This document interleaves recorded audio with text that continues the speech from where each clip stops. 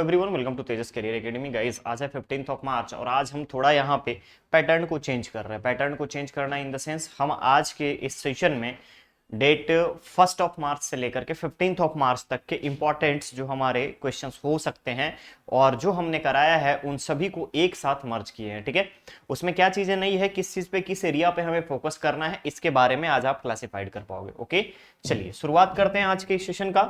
सबसे पहले हम चलेंगे क्वेश्चंस पे। पहला क्वेश्चन जो रखा गया है, महात्मा गांधी राष्ट्रीय ग्रामीण रोजगार गारंटी अधिनियम के बारे में। आप सभी को पता है कि मौजूदा राज्य सरकार जो है हमारी, यानी कि छत्तीसगढ़ में आईएनसी, इंडियन नेशनल कांग्रेस की जो सरकार है, ये किस पे, ग्रामीण अर्थव्यवस्था, रूरल इकोनॉमी बेस्ड, ध्यान रखिएगा, रूरल इकोनॉमी को फोकस कर रही है, इकोनॉमी को फोकस कर रही है। ठीक है, ये सभी को पता होगा क्योंकि ग्रामीण क्षेत्रों में सबसे ज्यादा यहाँ पे कार्य हो रहे हैं। बहुत सारी चीजें आपको देखने को मिलेगी, लाइक ग्रामीण industrial park, rural industrial park, RIPA के बारे में। इसके अलावा अगर आप देखेंगे एथेनॉल प्लांट, बहुत सारी चीजें आपको ग्रामीण क्षेत्र में, स्वयं सहायता समूह, गौठानों के बारे में। इसके अलावा अगर आप देखें गोबर से पेंट बनाने की यूनिट, सब कुछ क्या है अपना रूरल कॉन्टेक्स्ट बेस्ड है, यानी कि ग्रामीण परिवेश को सबसे ज्यादा यहाँ पे सराहा जा रहा है। तो पहला क्वेश्चन हमारा इसी पर बेस्ड है कि महात्मा गांधी राष्ट्रीय ग्रामीण रोजगार गारंटी अधिनियम अंतर्गत समयबद्ध मजदूरी भुगतान में राज्य का कौन सा जिला प्रथम स्थान पर है। तो आपको पता होना चाहिए कि यहाँ पे इस साल में अगर हम देखें तो 2022-23 के लिए, याद रखिएगा, 2022-23 में समयबद्ध भुगतान पूरे थ्रू आउट द ईयर, यानी पूरे वर्ष की अगर हम बात करें थ्रू आउट द ईयर, सबसे नंबर 1 पे आपका कोरबा रहा है। याद रखिएगा आप, कोरबा रहा है। ठीक है, 99.72 एफटीओ, 99.72% फंड ट्रांसफर ऑर्डर जारी किया है, इशू किया है, और इसके अलावा 90.99 करोड़ रुपए सैंक्शन किए हैं, 90.99 करोड़ रुपए सैंक्शन किए हैं मनरेगा के तहत। क्लियर रहेगा, क्लियर रहेगा, क्लियर रहेगा। तो क्वेश्चन का यहां पर आंसर क्या बन जाएगा, हमारा आंसर बन जाएगा आपका कोरबा। ठीक है, क्यों, तो हम अगर यहां पे क्लासिफाइड करें तो क्या हम ये कह सकते हैं कि ग्रामीण अर्थव्यवस्था या ग्रामीण आजीविका से जुड़ा हुआ है क्वेश्चन।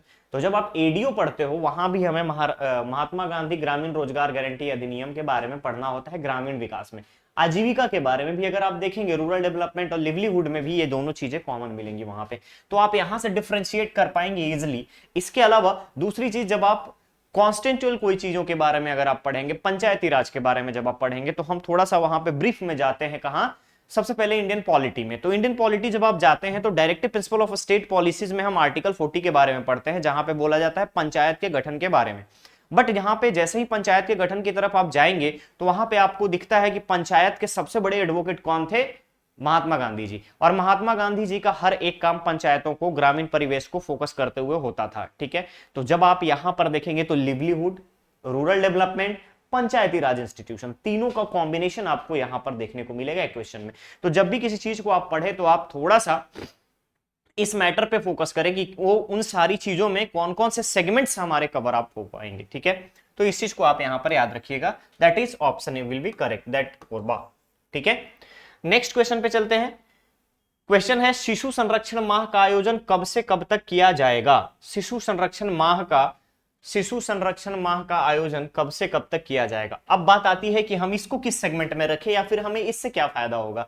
तो अब ध्यान रखिएगा, जैसे हम क्या करते हैं, सामाजिक, ठीक है, सामाजिक, आर्थिक और सामान्य परिवेश के बारे में पढ़ते हैं ना, सामाजिक, आर्थिक और सामान्य परिवेश के बारे में पढ़ते हैं।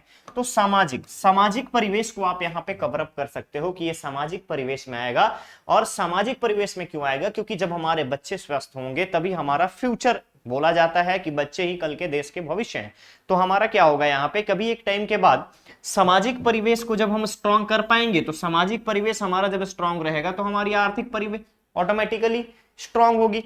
तो जब हमारा आर्थिक, जैसे हमारे पास मैन पावर है तभी तो हम सारी चीजों को कर पाएंगे। तो जब हम मैन पावर किसी को सप्लाई कर सकते हैं तो हमें वहां से क्या मिलेगा, इकोनॉमी जनरेट होगी। तो सेम चीजें अगर आप देखेंगे तो आर्थिक परिवेश ठीक होने से भी सामाजिक परिवेश ठीक हो सकता है, और अगर ये दोनों चीजें ठीक हैं तो इससे आपका सामान्य परिवेश ठीक हो सकता है। ठीक है, इन जनरल जो आपके लाइफ के लिए इसेंशियल रिक्वायरमेंट है वो आपके ठीक हो सकते हैं। क्लियर रहेगा, क्लियर रहेगा। चलिए नेक्स्ट, यहां पे पूछा जा रहा है शिशु संरक्षण माह के बारे में। तो याद रखना है आपको, शिशु संरक्षण माह जो है 28 फरवरी से 31 मार्च तक ऑर्गेनाइज किया जा रहा है। कब से कब तक? 28 फेब से लेकर के 31 ऑफ मार्च तक ऑर्गेनाइज किया जा रहा है। क्लियर रहेगा? क्या पर्पस क्या है? तो बच्चों को कुपोषण से मुक्त करना और उनको एक बेहतर स्वास्थ्य प्रोवाइड करना, ये इसका मुख्य उद्देश्य है। और दूसरी चीज जब आप देखेंगे तो इसमें टोटल जो डेटा है 25.6, याद रखना है आपको, 25.6 लाख बच्चों को विटामिन ए की टैबलेट प्रोवाइड की जाएगी। टारगेट रखा गया है, लक्ष्य रखा गया है। वहीं 26.72 लाख बच्चों को यहां पर छत्तीसगढ़ में आयरन की tablet plus folic acid tablet provide किया जाएगा। ठीक है, फॉलिक एसिड टैबलेट प्रोवाइड किया जाएगा। क्लियर रहेगा? तो यहां पे पर्पस क्या था? यहां पर जब पर्पस देखेंगे तो बच्चों को कुपोषण से मुक्त और उनको एक भरपूर स्वास्थ्य देने का मुख्य उद्देश्य था। और इसके लिए 28 फरवरी से 31 मार्च तक शिशु संरक्षण माह का आयोजन किया जाएगा। करेक्ट ऑप्शन बन जाएगा यहां पर आपका ए। ठीक है, ठीक है, चलिए अगला क्वेश्चन है, यूनिसेफ के संयुक्त प्रयास के साथ किस जिले में 5 संकल्प कल आज और कल अभियान चलाया जा रहा है? तो पहली चीज यूनिसेफ, ठीक है, यूनिसेफ, ठीक है, यूनिसेफ। क्लियर रहेगा? यूनिसेफ छत्तीसगढ़ में अगर हम बात करें तो छत्तीसगढ़ के हेड कौन है? जॉब जकारिया। ठीक है, जॉब जकारिया। ठीक है, जॉब जकारिया यूनिसेफ के हेड हैं छत्तीसगढ़ में। दूसरी चीज की यूनिसेफ के सहयोग से पंच महाअभियान या पंच संकल्प कल आज और कल किस जिले में चलाया जा रहा है? तो इसका मुख्य मेन पर्पस क्या है? तो पंच संकल्प कल आज कल का इसका मुख्य उद्देश्य है स्वास्थ्य लाभ। ध्यान रखिएगा, स्वास्थ्य लाभ। ठीक है, जनमानस में स्वास्थ्य को लेकर के जागरूकता फैलाने के लिए, स्वास्थ्य के लिए जागरूकता फैलाने हेतु छत्तीसगढ़ के महासमुंद जिले में, याद रखना है आपको, महासमुंद जिले में पंच संकल्प कल आज और कल चलाया जा रहा है। ठीक है, पंच संकल्प कल आज और कल चलाया जा रहा है। करेक्ट ऑप्शन क्या बन जाएगा? करेक्ट ऑप्शन बन ए। क्लियर है? क्लियर है, चलिए अगला क्वेश्चन है, छत्तीसगढ़ राज्य स्वास्थ्य विभाग द्वारा जारी रैंकिंग में कौन सा जिला राष्ट्रीय स्वास्थ्य कार्यक्रम के क्रियान्वयन में शीर्ष पर है? तो सबसे पहले देखेंगे आप यहां पे कि जिला राष्ट्रीय स्वास्थ्य कार्यक्रम के क्रियान्वयन में आप सभी को पता होगा कि हम यहां पर आकांक्षी जिलों के बारे में पढ़ते हैं। ठीक है, आकांक्षी जिलों के बारे में पढ़ते हैं। आकांक्षी जिले में छत्तीसगढ़ के टोटल 10 जिले शामिल हैं, 10 में से बस्तर संभाग के 7 जिले शामिल है। ठीक है, ये तो आपको पता होगा बेसिक। अब बात आती है कि जब डेल्टा रैंकिंग की बात करते हैं हम, तो डेल्टा रैंकिंग में नारायणपुर का नाम आ चुका है, कांकेर का नाम आ चुका है। ये सब आकांक्षी जिलों में काफी बेस्ट परफॉर्मर के रूप में देखे जा चुके हैं। बट यहां पे क्वेश्चन है कि जिला राष्ट्रीय स्वास्थ्य कार्यक्रम के क्रियान्वयन में शीर्ष पर है। ठीक है, किसके द्वारा? छत्तीसगढ़ राज्य स्वास्थ्य विभाग के द्वारा जारी रैंकिंग में। डेल्टा रैंकिंग नीति आयोग के बारे में बात नहीं हो रही। तो छत्तीसगढ़ राज्य स्वास्थ्य विभाग ने जो रैंकिंग जारी की है उसमें जितने भी राष्ट्रीय स्तर के, जैसे आप अगर हम बात करें शिशु मातृत्व, याद रखिएगा, शिशु मातृत्व पोषण अभियान, ठीक है, इसके अलावा मातृत्व संरक्षण सप्ताह, संरक्षण अभियान, जितने भी राष्ट्रीय स्तर के हैं, चाहे वो परिवार कल्याण नियोजन से हो या फिर किसी भी तरीके का राष्ट्रीय स्तर का स्वास्थ्य कार्यक्रम हो, उसके इंप्लीमेंटेशन में कांकेर जिला नंबर 1 पे है। याद रखिएगा, कांकेर जिला क्या है? नंबर 1 पे है। क्लियर रहेगा? तो कांकेर डिस्ट्रिक्ट यहां पर क्या है? नंबर 1 पे है। कहां? छत्तीसगढ़ के अंतर्गत। ठीक है, आगे बढ़ते। अगला क्वेश्चन है, हाल ही में मुख्यमंत्री द्वारा किस प्रसिद्ध व्यक्ति के नाम पे राज्य अलंकरण पुरस्कार देने की घोषणा की गई है? तो किस प्रसिद्ध व्यक्ति के नाम पे राज्य अलंकरण पुरस्कार? तो राज्य अलंकरण पुरस्कार में अगर आप देखेंगे तो 2022 में, याद रखिएगा, 2022 में 3 नए राज्य अलंकरण जोड़े गए थे। 3 नए राज्य अलंकरण जोड़े गए थे। ठीक है, अलंकरण जोड़े गए थे। बट अब क्या हो गया है? अब अगेन 2023 के अगर हम बात करें, अभी तक फिर से 2 नए राज्य अलंकरण, जिसमें से माता बहादुर कलारीन, याद रखिएगा, माता बहादुर कलारीन और संत श्री पवन दीवान जी के नाम पर, याद रखना है आपको, संत श्री पवन दीवान, संत श्री पवन दीवान जी के नाम पर ये 2 नए राज्य अलंकरण जोड़े गए। क्लियर रहेगा, क्लियर रहेगा। तो अब पूछा जा रहा है कि किस प्रसिद्ध व्यक्ति के नाम पे राज्य अलंकरण पुरस्कार देने की घोषणा की गई है, तो वो है आपके श्री पवन दीवान जी, श्री संत श्री पवन दीवान जी। ठीक है, उनको छत्तीसगढ़ के गांधी के बारे में कहा जाता है। क्लियर रहेगा, तो संत श्री पवन दीवान। क्लियर, तो करेक्ट ऑप्शन यहां पर बन जाएगा आपका ए।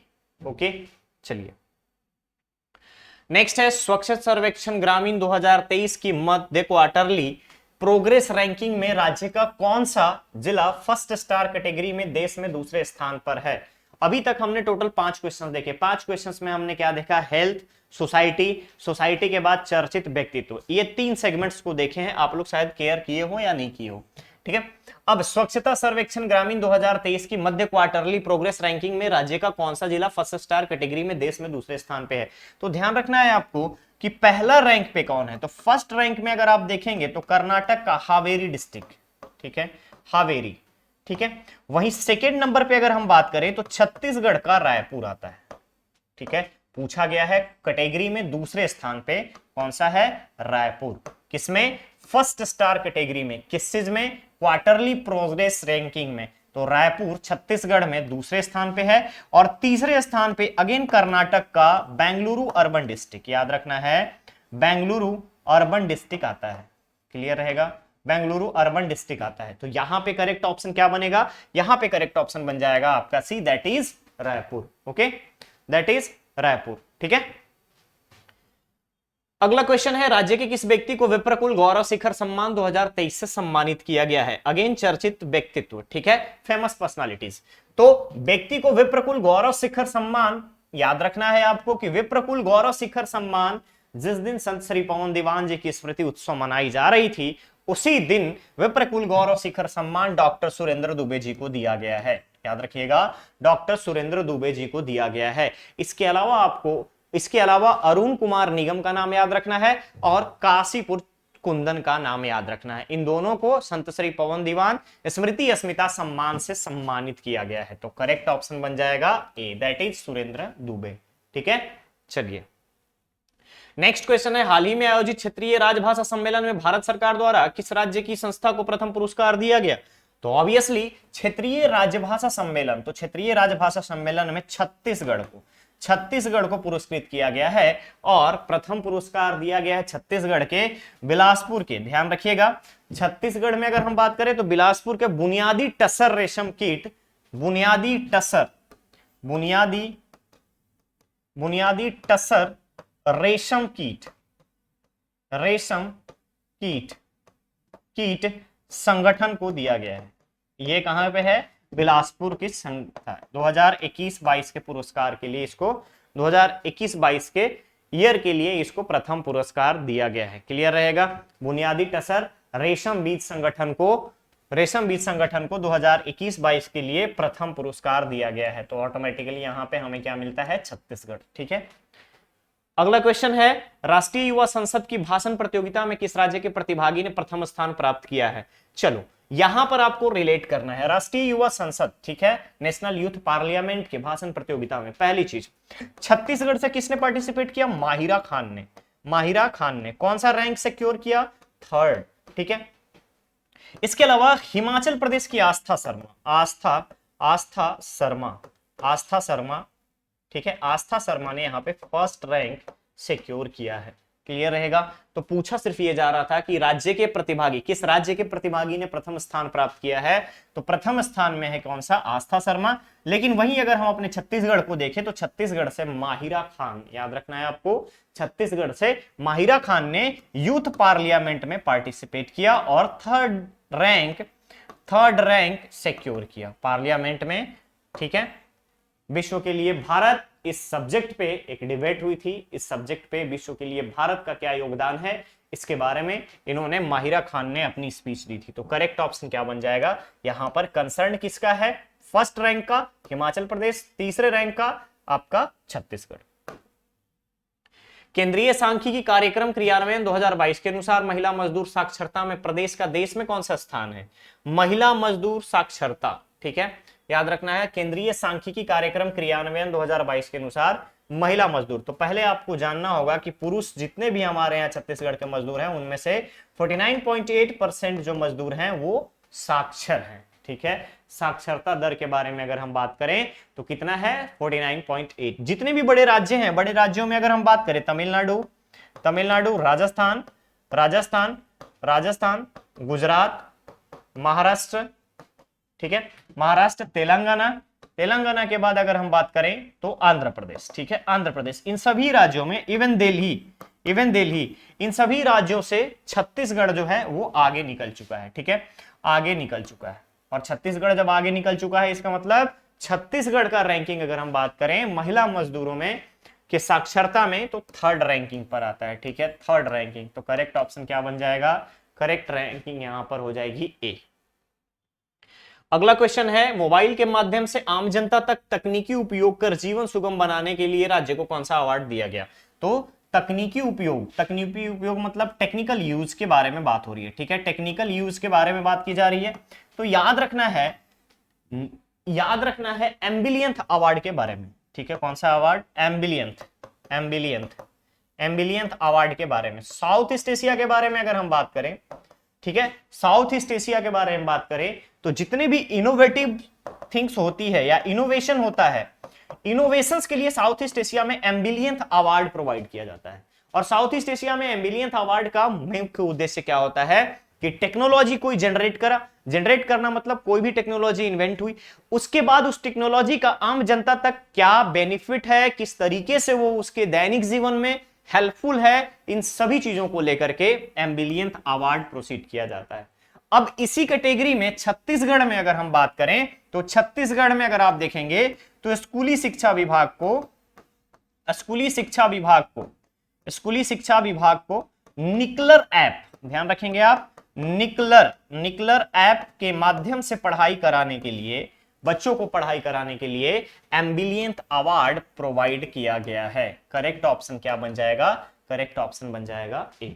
ठीक है, चलिए नेक्स्ट क्वेश्चन है, उभयलिंगी व्यक्तियों के शिक्षण, प्रशिक्षण तथा रोजगार हेतु कौन सी योजना चलाई जाएगी। तो ये छत्तीसगढ़ के कंसर्न में बात कर रहा हूं मैं। तो उभयलिंगी ट्रांसजेंडर्स के बारे में तो मैं एक नाम यहां पर बताना चाहूंगा, विद्या राजपूत के बारे में। ठीक है, आप लोगों को शायद याद ना हो, विद्या राजपूत बस्तर की रहने वाली हैं और ये एक ट्रांसजेंडर है। इनको हाल ही में कमला भसीन पुरस्कार दिया गया था, कमला भसीन पुरस्कार दिया गया था। और कमला भसीन पुरस्कार का संबंध किसे है, तो एशिया में जेंडर इनइक्वालिटी को कम करने के लिए और जेंडर इनइक्वालिटी को हटाने के लिए कमला भसीन आंदोलनकारी के रूप में उभरी थी।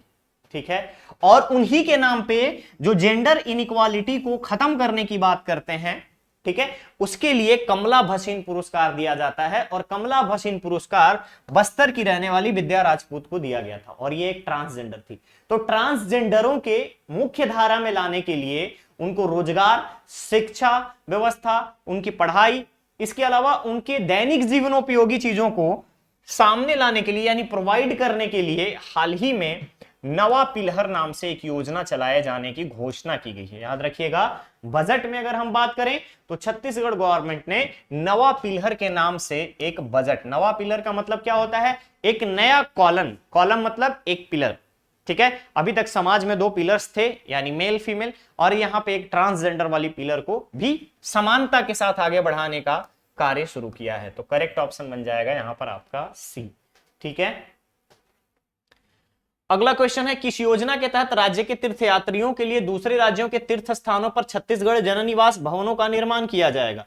तो जब तीर्थयात्रियों के लिए दूसरे राज्यों के तीर्थ स्थान पे आता है तो दूसरे राज्यों के लिए छत्तीसगढ़ की संस्कृति, छत्तीसगढ़ कल्चर, याद रखना है आपको, छत्तीसगढ़ कल्चर कनेक्ट के माध्यम से, छत्तीसगढ़ कल्चर कनेक्ट के माध्यम से अलग अलग राज्य के तीर्थ स्थानों पे छत्तीसगढ़ सरकार के द्वारा छत्तीसगढ़ के तीर्थयात्रियों के लिए भवन निर्माण कराया जाएगा। ठीक है, इसके अलावा इस भवन निर्माण के साथ साथ छत्तीसगढ़ के जो स्टूडेंट्स, छात्र, जो भी छात्र कोटा जाते हैं, याद रखिएगा IIT, जेईई और नीट की प्रिपरेशन के लिए, उन सभी के लिए वहां पे राजस्थान सरकार से डिमांड की गई है फ्री में यानी कि निःशुल्क जमीन उपलब्ध कराने की। और वहां पे छत्तीसगढ़ गवर्नमेंट के द्वारा छात्रावास बनाया जाएगा। ये चीज आप याद रखेंगे। क्लियर है? क्लियर है? तो बोला जा रहा था कि तीर्थयात्रियों के लिए दूसरे राज्यों में तीर्थ स्थान का, दूसरे राज्यों के तीर्थ स्थान पर छत्तीसगढ़ जननिवास भवन का निर्माण, तो सीजी कल्चर कनेक्ट। झरोखा दर्शन के बारे में बात करें तो झरोखा दर्शन क्या है? पुरातात्विक और ऐतिहासिक, पुरातात्विक और ऐतिहासिक साइट्स के विजिट के लिए, ऐतिहासिक साइट्स के विजिट के लिए, याद रखेंगे, साइट्स के विजिट के लिए। क्लियर रहेगा? क्लियर रहेगा? इस योजना में अगर आप देखेंगे, इस योजना में हर साल हर जिले के 3 स्कूल या 3 कॉलेज को सेलेक्ट किया जाएगा। ठीक है? और इसमें सभी बच्चों को झरोखा दर्शन और विरासत झरोखा दर्शन के माध्यम से जितने भी पुरातात्विक स्थल हैं उन सभी जगहों पे उनका भ्रमण कराया जाएगा। तो यहां पे क्या हो जाएगा? छत्तीसगढ़ जन निवास भवन की बात हो रही थी, तो CG culture connect. Correct option will be C. Next question है, प्रदेश के आर्थिक रूप से कमजोर वर्ग के प्रतिभाशाली छात्रों को शोध कार्य में सहायता प्रदान करने हेतु कौन सी योजना लॉन्च की गई? तो ईडब्ल्यूएस के कंसर्न में इकोनॉमिक वीकर सेक्शन के लिए, ठीक है, इकोनॉमिक वीकर सेक्शन के लिए छत्तीसगढ़ गवर्नमेंट ने 4% आरक्षण के बारे में बात कही है। ठीक है, जो कि अभी पेंडिंग है और उसी की वजह से सारे लफड़े पड़े हुए हैं, कोई भी रिक्रूटमेंट का सवाल नहीं आ रहा है। ठीक है, ईडब्ल्यूएस को 4% का रिजर्वेशन देने की बात कही है, लेकिन इसके साथ साथ जो प्रतिभाशाली छात्र हैं, कमजोर वर्ग के, आर्थिक रूप से कमजोर, उन सभी के लिए राज्य रिसर्च फेलोशिप योजना चलाई जाएगी। राज्य रिसर्च फेलोशिप, याद रखना है आपको, राज्य रिसर्च फेलोशिप योजना। क्लियर रहेगा? राज्य रिसर्च फेलोशिप योजना चलाई जाएगी। ठीक है, तो करेक्ट ऑप्शन क्या बन जाएगा यहाँ पे? राज्य research fellowship, that is D. Okay, आगे बढ़े नेक्स्ट क्वेश्चन पे। चलिए, अब हम इस सेशन के लास्ट क्वेश्चन पे चलेंगे। वर्ष 2023-24 के बजट के अनुसार क्षेत्रवार व्यय सर्वाधिक किस क्षेत्र में निर्धारित किया गया है? ठीक है, सर्वाधिक किस क्षेत्र में निर्धारित किया गया है? तो बजट अगर हम 100% कंसीडर करके चलते हैं कि 100% है, तो 100% में डिस्ट्रीब्यूशन कैसा है? तो याद रखना है, पहले सोशल, दूसरा इकोनॉमिक और तीसरा इन जनरल। ठीक है, सोशल अगर आप देखेंगे तो सोशल फील्ड की अगर हम बात करें सामाजिक क्षेत्र के लिए, तो याद रखना है कि सामाजिक क्षेत्र में हम देखें, सामाजिक क्षेत्र में अगर हम देखें तो यहां पर कंटिन्यूअस, सामाजिक क्षेत्र में अगर आप देखिएगा तो 41% का कंट्रीब्यूशन जाता है। कितना? 41% रखा गया है सामाजिक क्षेत्र के लिए, 36% रखा गया है इकोनॉमिक क्षेत्र के लिए और 23% रखा गया है, 23% रखा गया है जनरल के लिए। इन सभी में सामाजिक परिवेशों में अगर आप देखेंगे तो 12% रखा गया है एससी के लिए, 33% रखा गया है आपका, 33% रखा गया है आपका एसटी के लिए, जनरल और ओबीसी का कंट्रीब्यूशन जो दिया गया है वो 55% दिया गया है। क्लियर रहेगा? तो इस चीज को आप याद रखेंगे। सामाजिक सेवा में सर्वाधिक इन्वेस्टमेंट की जाएगी, बजट को देखा जाएगा। क्लियर है? तो करेक्ट ऑप्शन बन जाएगा सी। तो गाइस, ये था आज का सेशन। अब बारी आपके स्टूडेंट धर्मा की। स्टूडेंट धर्मा में क्वेश्चन आज का है, राज्य सरकार द्वारा 2023-24 के बजट में सर्वाधिक व्यय किस विभाग पर प्रस्तावित है? ध्यान से देखिएगा, अभी हमने क्या बोला, किस क्षेत्र पर व्यय निश्चित है, और अभी यहाँ पे क्वेश्चन है कि किस विभाग पर प्रस्तावित है। तो इसका आंसर आपको कमेंट बॉक्स में कमेंट करके देना है। लास्ट लेक्चर में मैंने आपसे पूछा था कि सर्वाधिक जो है आपका भूस्खलन का परसेंटेज कहां पे है, तो याद रखना है उत्तराखंड के गढ़वाल में। ठीक है, इसरो द्वारा जारी एक रिपोर्ट के अनुसार गढ़वाल जो है अभी हाईएस्ट लैंडस्लाइड जोन में आ चुका है। इसके अलावा अगर आप देखेंगे तो केरल में कोझिकोड, ठीक है, कोझिकोड। सिक्किम की अगर मैं बात करूं तो सिक्किम में जब देखेंगे तो साउथ सिक्किम और ईस्ट सिक्किम। क्लियर रहेगा? सर्वाधिक अगर हम पूरी इंडिया की बात करें तो गढ़वाल वाला रीजन उत्तराखंड में। क्लियर? चलिए, मिलते हैं बहुत ही जल्द नेक्स्ट और नए सेशन के साथ। बने रहिए चैनल पे, चैनल को सब्सक्राइब करें, वीडियो को लाइक शेयर जरूर करें। Thank you so much.